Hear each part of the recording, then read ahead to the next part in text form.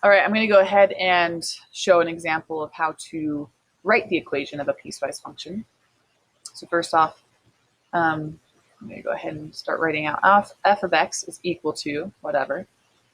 Now I can visually tell that there will be three different sub-functions. It looks like we have a parabola shape on the left side. In the middle section we have a horizontal graph.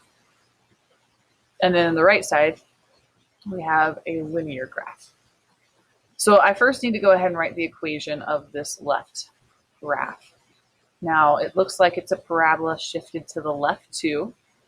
And notice it seems like the key points from there are the same, so I don't have any like distortions or vertical stretches or compressions.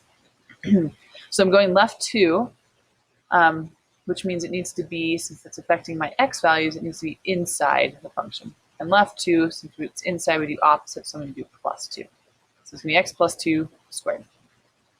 Now after I state that equation, I have to state the domain.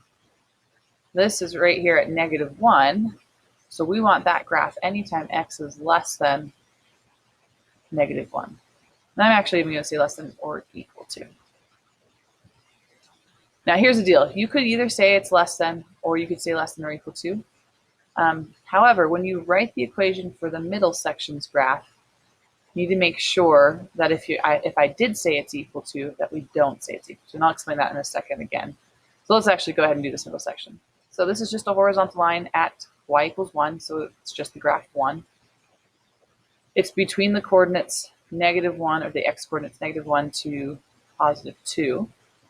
-1. Now, at this point, I can't state that x is greater than or equal to -1 because I already said it was equal to -1 up here. You only do one or the other since it is closed. You can't do both. So I'm just going to go ahead and state it doesn't include -1 for this function, but I am going to include +2. All right, and then I do my last function. I just have to figure out the slope and the y-intercept. So it looks like it's going down 1. So it's a -x. Down 1, right 1.